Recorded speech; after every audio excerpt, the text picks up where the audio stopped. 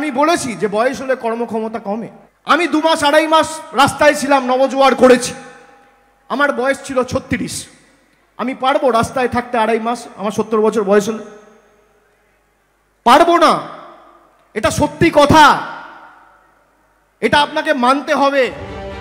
রবীন্দ্রনাথ ঠাকুর লিখেছিলেন, ওরে নবীন ওরে আমার কাঁচা।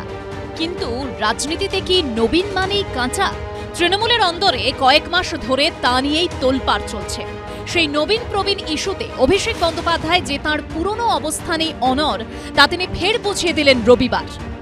আমার কর্মক্ষমতা আজ যা 56, একটু হলেও তো কমবে। আজকে আমার 36-37 বছর বয়স। 20 বছর পর আমার হয়তো কর্মক্ষমতা একটু কমবে, 30 বছর পর আরও কমবে, 40 বছর পর আরও কমবে। আরে এটা তো ধ্রুব সত্য, এটা অস্বীকার করার কি আছে? কে নবীন কে প্রবীণ জানে না। প্রবীণ জ্যোতিপ্রিয় মল্লিকও জেলে, আর নবীন কুন্তলও জেলে। গত কয়েক মাস ধরে নবীন প্রবীণ ইস্যুতে তৃণমূল কার্যত আড়াআড়ি বিভক্ত। শাসক শিবিরের একাধিক নেতাই মুখ খুলে সেই বিভাজন স্পষ্ট করে দিয়েছেন। বিজেপি একটা নিয়ম করেছে যে 75-এর বেশি কেউ পদে থাকতে পারবে না। তৃণমূল তো সে নিয়ম করেনি। পার্টিটা যেন সিপিএম এ পরিণত না হয় যে যতক্ষণ না কেউ দেহত্যাগ করবে ততক্ষণ পদত্যাগ করবে না। অনেকেই আছেন যাদের সফটওয়্যারে আপডেট নেই। পরিস্থিতি এমন জায়গায় গেছে যে সম্প্রতি মমতা বন্দ্যোপাধ্যায়কে নবীন প্রবীণ দ্বন্দ্ব নিয়ে প্রকাশ্য সভা থেকে বার্তা দিতে হয়েছে। সিনিয়র লিডারদের যোগ্য মর্যাদা দিতে হবে, এটা আমি বারবার বলছি। পুরনো চাল কিন্তু ভাতে বাড়ে, আর নতুন চাল আগে বাড়ে। দুটো চালকেই আমার দরকার। তবে তৃণমূল নেত্রীর বার্তার পরও অভিষেক বন্দ্যোপাধ্যায় তাঁর অবস্থানেই অনড় রইলেন।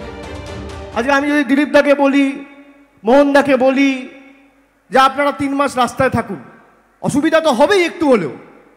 দল বলছে বলে হয়তো থাকবে, কিন্তু অসুবিধা হবে না।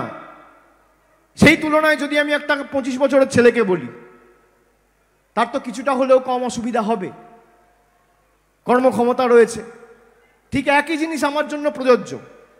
আজকে আমি করতে পেরেছি, 56-60 বছর যেদিনকে হবে সেদিনকে পারবো না। এটাই তো আমি বলতে চেয়েছি, প্রত্যেকটা ক্ষেত্রেই এটা প্রযোজ্য। গণখোয়ারে উনি যা করতে পেরেছেন সেটা কি 70 বছর বয়সে করতে পারবেন? আরে 70 বছর বয়স পর্যন্ত আপনি টিকবেন কেন? মোদি অমিত শাহকে ধরে টিকে আছেন। জেলে যেতে হবে, জেলে থাকবেন। মমতা বন্দ্যোপাধ্যায় অত্যন্ত সুসংগঠিতভাবে দল চালাচ্ছেন। আমার যতটুকু সামর্থ্য রয়েছে, আমার যতটুকু এখতিয়ার রয়েছে, আমার যতটুকু ক্ষমতা রয়েছে, সাংগঠনিক শক্তি রয়েছে, আমি সব দিয়ে মমতা বন্দ্যোপাধ্যায়ের পাশে দাঁড়াবো। হ্যাঁ, 2024 সালে আমার বাড়তি দায়িত্ব তো রয়েছে। আমি তো নিজে প্রার্থী হলে আমাকে আমার লোকসভায় সময় দিতে হবে। তৃণমূলের রাজ্য সভাপতি সুব্রত বক্সির একটি ইঙ্গিতপূর্ণ মন্তব্য থেকে জল্পনার সূচনা হয়েছিল। প্রশ্ন উঠেছিল, তাহলে কি অভিষেক বন্দ্যোপাধ্যায় আসন্ন লোকসভা নির্বাচনে মূলত নিজের কেন্দ্র ডায়মন্ড হারবারের মধ্যেই আটকে থাকবেন? এই নির্বাচনে অভিষেক বন্দ্যোপাধ্যায় যদি লড়াই করেন, নিশ্চিতভাবে আমার ধারণা তিনি লড়াইয়ের ময়দান থেকে পেছিয়ে যাবেন না। অভিষেক বন্দ্যোপাধ্যায় আমাদের সর্বস্তরে ভারতবর্ষের রাজনীতিতে সাধারণ সম্পাদক। যদি লড়াই করে তাহলে মমতা বন্দ্যোপাধ্যায়কে সামনে রেখেই লড়াই করবে এবং চোরা ফুলকে সামনে রেখেই লড়াই করবে, এ ব্যাপারে নিশ্চিত। রবিবার নিজের লোকসভা কেন্দ্রে দাঁড়িয়ে এই জল্পনা প্রসঙ্গেই কৌশলে জবাবই দিলেন অভিষেক বন্দ্যোপাধ্যায়। মমতা বন্দ্যোপাধ্যায় নিজে দল চালাচ্ছে, তার কর্মী সহকর্মী পুরোদিনের সাথীরা তার পাশে রয়েছে, নতুন যারা এসছে তারাও পাশে রয়েছে।